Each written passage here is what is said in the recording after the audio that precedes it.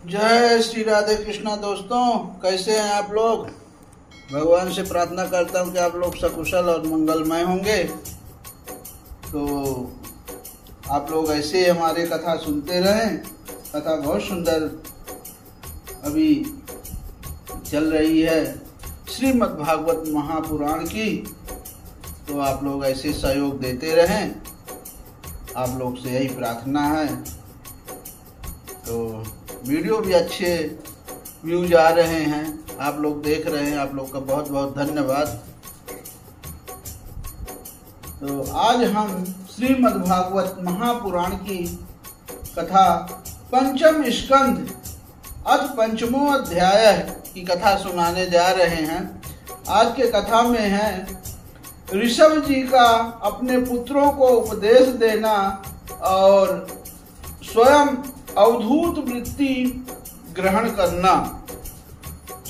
तो यहाँ श्री ऋषभ देव जी ने कहा, पुत्रों, इस मर्त्यलोक में, मर्त्यलोक यानी मृत्युलोक में यह मनुष्य शरीर दुखमय विषय भोग प्राप्त करने के लिए ही नहीं है। बहुत सही बात कह रहे हैं। यहाँ श्री ऋषभ देव जी कह रहे हैं कि ये जो मृत्यु लोक है, तो ये जो मनुष्य का शरीर हमको मिला हुआ है, तो ये मतलब खाली दुखमय और विषय भोग, मतलब जो चीज हम लोग देख रहे हैं, सभी चीजों का सुख ले रहे हैं, तो उसके लिए भगवान ने हमको ये मनुष्य का शरीर नहीं दिया हुआ है। ये भोग तो विष्टा भोजी यानी जो सुअर है, जिसको सुकर बोलते, सुअर और कुकराज को भी मिलते हैं। मतलब यहाँ मृत्युलोक में वो भी सुखी से हैं, जो सुअर हैं और कुत्ते हैं वो भी बहुत सुखी से हैं।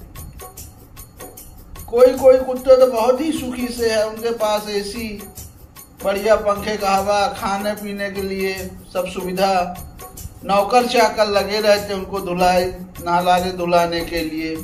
तो मनुष्य से सुखी तो ज्यादा वही है, उनको कुछ करना भी नहीं है।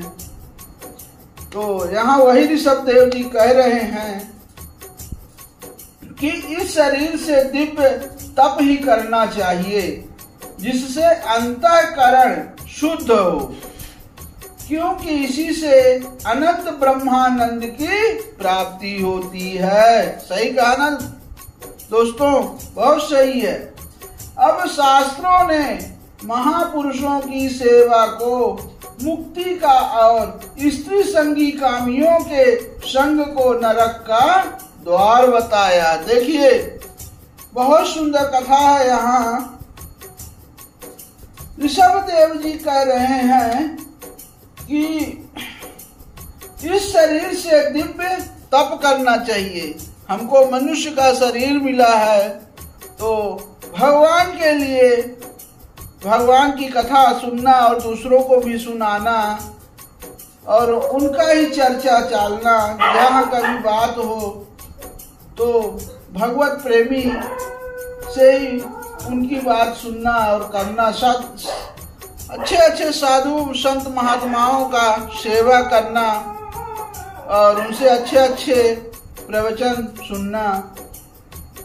उसी में आदमी को, इंसान को ब्रह्मानंद की प्राप्ति होती है। पूजा पाठ करे, तपस्या करे, तप करे, हवन करे, ये सब चीज मनुष्य को करना चाहिए। अब शास्त्रों ने महापुरुषों की सेवा को मुक्ति का, स्त्री संगी कामियों के संग को नरक का द्वार बताया है। महापुरुष वही हैं जो समान चित्त, परम शांत, क्रोधहीन, सबके हित चिंतक और सदाचार संपन्न हो। बहुत सुंदर। अथवा मुझ परमात्मा के प्रेम को ही जो एकमात्र पुरुषार्थ मानते हो, केवल विषयों की ही चर्चा करने वाले लोगों में तथा स्त्री, पुत्र और धन आदि सामग्रियों से संपन्न घरों में जिनकी अरुचि हो और जो लौकिक कार्यों में केवल शरीर निर्वाह के लिए ही प्रवृत्त होते हैं, अब मनुष्य अवश्य प्रमादवश कुकर्म करने लगता है। आज मनुष्य को अधिक लालच नहीं करनी चाहिए, क्योंकि आज उसके पास थोड़ा सा धन है और उसको ज्यादा जरूरत है तो कुकर्म करने लगता है। तो उस चीज की लालच नहीं करनी चाहिए। भगवान ने जो दिया है अपना कर्म करो, और भगवान जो दिया है उसी में संतुष्ट रखो, भगवान पे भरोसा रखो, आपको बहुत कुछ मिलेगा। केवल शरीर निर्वाह के लिए ही प्रवृत्त होते हैं। मनुष्य अवश्य प्रमादवश कुकर्म करने लगता है। उसकी यह प्रवृत्ति इंद्रियों को तृप्त करने की ही होती है। मैं इसे अच्छा नहीं समझता, क्योंकि इसी के कारण आत्मा को यह असत और दुखदायक शरीर प्राप्त होता है। अब जब तक जीव को आत्म तत्व की जिज्ञासा नहीं होती, तभी तक अज्ञानवश देहादि के द्वारा उसका स्वरूप छिपा रहता है। जब तक यह लौकिक वैदिक कर्मों में फंसा रहता है, तब तक मन में ही कर्म की वासनाएं भी बनी ही रहती हैं। बहुत सही। और इन्हीं में देह बंधन की प्राप्ति होती है। इस प्रकार अविद्या के द्वारा आत्म स्वरूप के ढक जाने से कर्म वासनाओं के वशीभूत हुआ चित्त मनुष्य को फिर कर्मों में ही प्रवृत्त करता है। अतः जब तक उसको मुझ वासुदेव में प्रीत नहीं होती, तब तक वह देह बंधन से छूट नहीं सकता।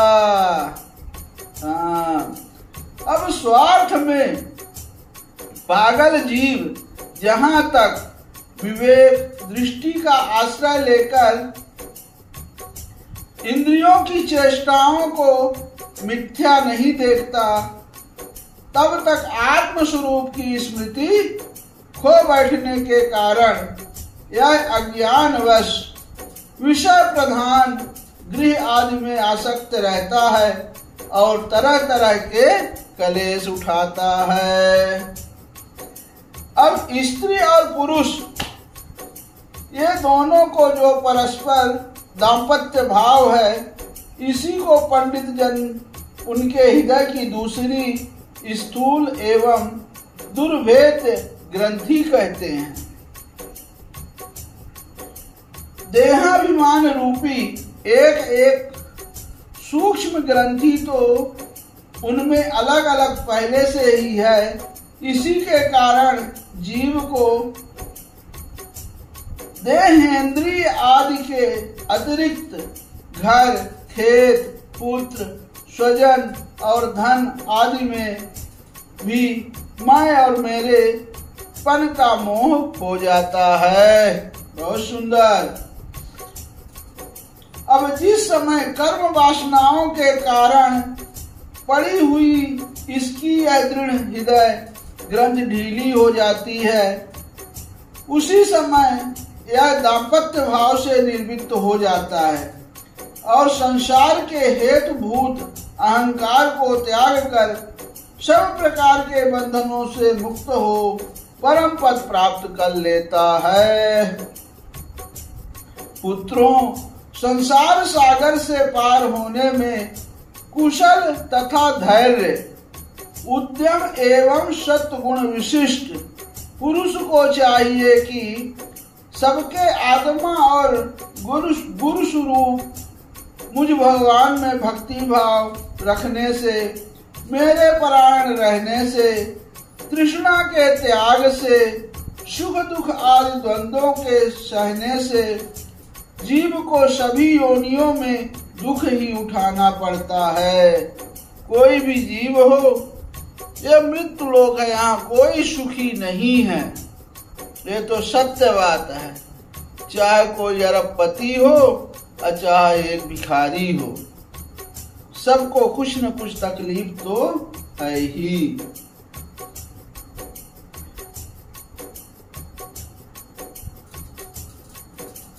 अब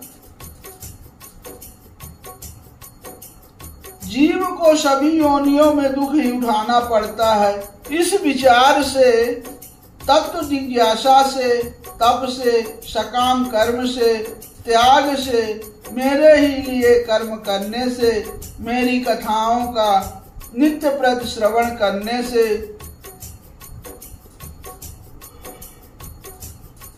मेरे भक्तों के संग और मेरे गुणों के कीर्तन से, वैर त्याग से, समता से, शांति से और शरीर तथा घर आदि में मैं मेरेपन के भाव को त्यागने से, त्यागने की इच्छा से, अध्यात्म शास्त्र के अनुशीलन से, एकांत सेवन से, प्राण, इंद्रिय और मन के संयम से, शास्त्र और सत्पुरुषों के वचन में यथार्थ बुद्धि रखने से, पूर्ण ब्रह्मचर्य से, कर्तव्य कर्मों में निरंतर सावधान रहने से, वाणी के संयम से, सर्वत्र मेरी ही सत्ता देखने से, अनुभव ज्ञान सहित तत्व विचार से और योग साधना से अहंकार रूप अपने लिंग शरीर को लीन कर दें।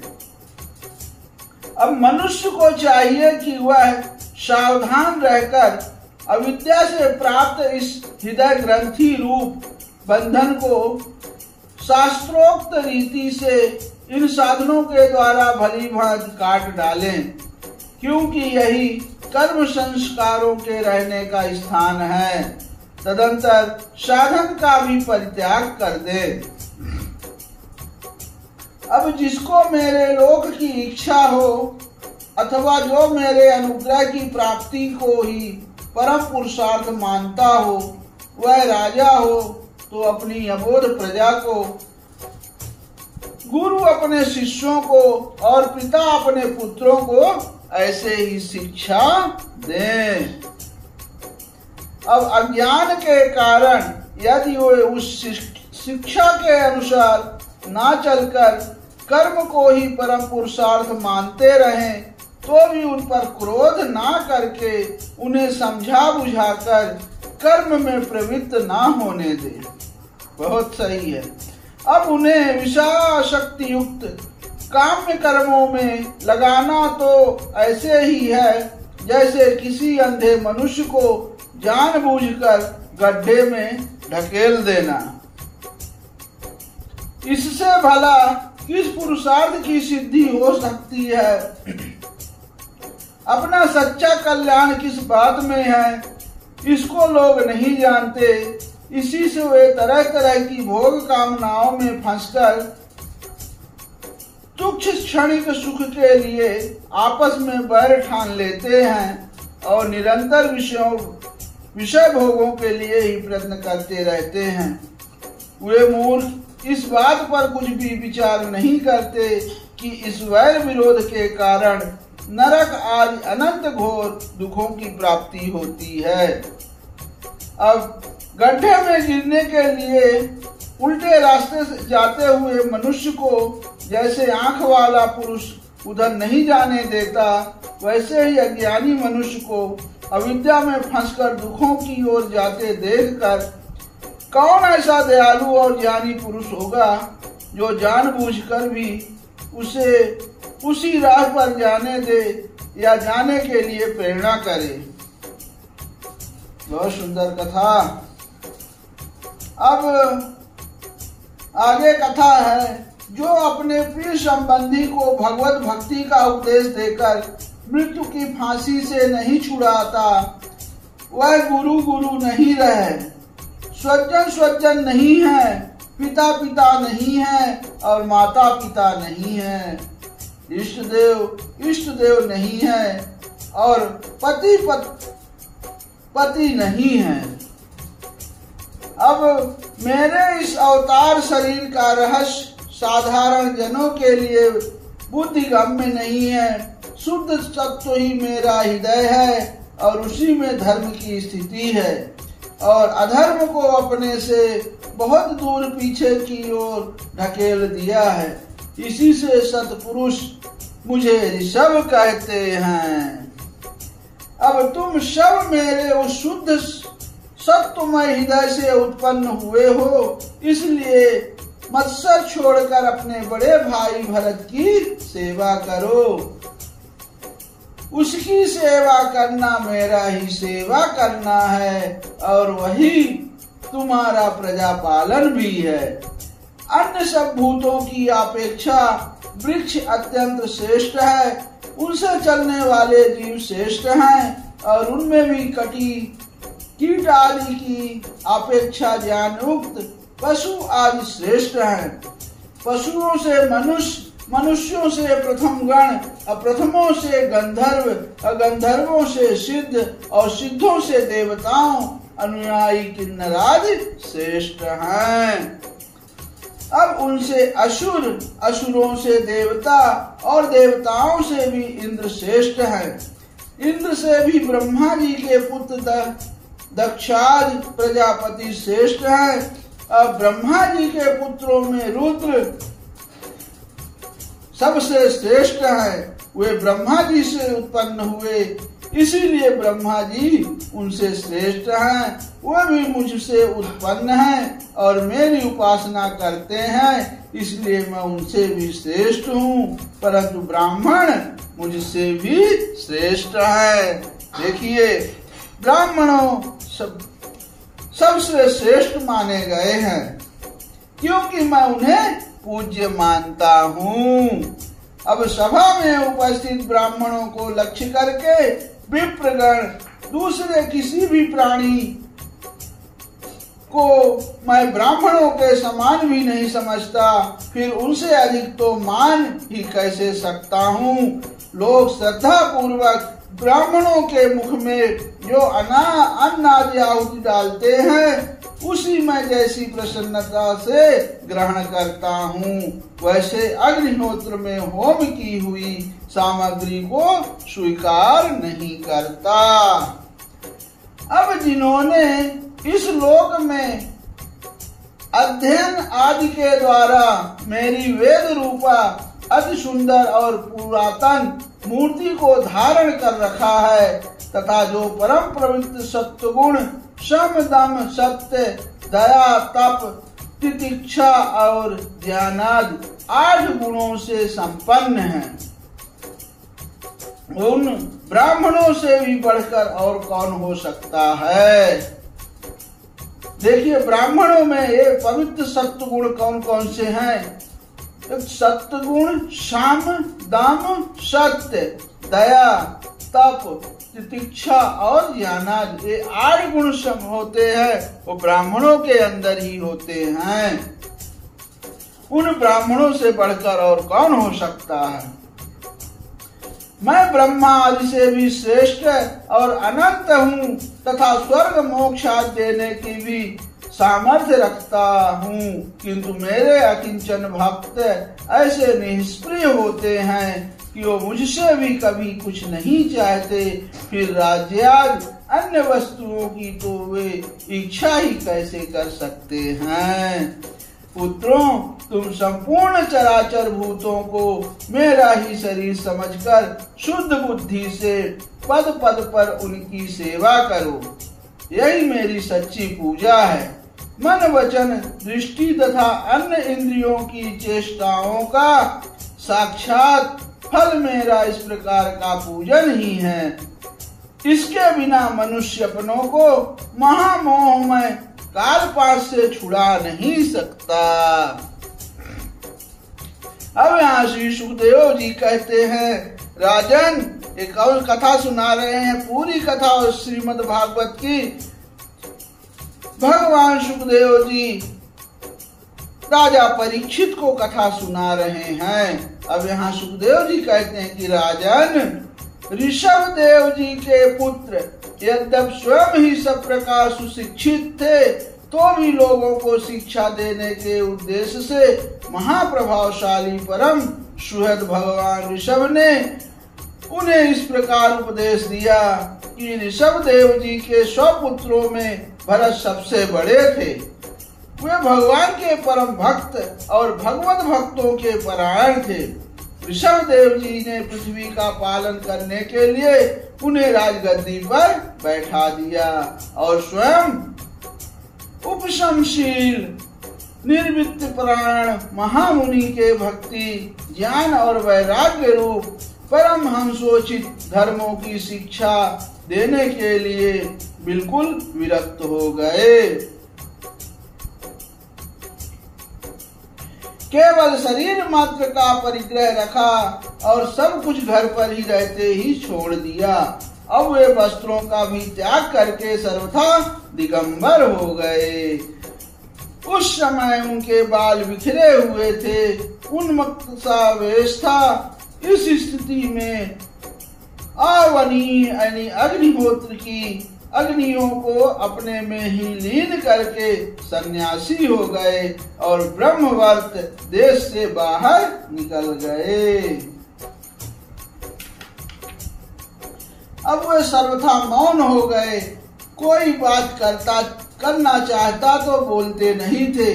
जड़, अंधे, बहरे, गूंगे, पिशाच और पागलों की सी चेष्टा करते हुए वे अवधूत बने जहां तहां विचरने लगे। कभी नगरों और गांवों में चले जाते तो कभी खानों की किसानों की बस्तियों, बगीचों, पहाड़ी गांवों, सेना की छावनियों, गौशालाओं, अहिरों की बस्तियों और यात्रियों के टिकने के स्थान में रहते। कभी पहाड़ों, जंगलों और आश्रम आदि में विचरते। वे किसी भी रास्ते से निकलते तो जिस प्रकार वन में विचरने वाले हाथी को मक्खियां सताती हैं, उसी प्रकार मूर्ख और दुष्ट लोग उनके पीछे हो जाते और उन्हें तंग करते। कोई धमकी देते, कोई मारते, कोई पेशाब कर देते, कोई थूक देते, कोई ढेला मारते, कोई विष्टा और धूल फेंकते, कोई अधोवायु छोड़ते और कोई खोटी खरी सुनकर उनका तिरस्कार करते।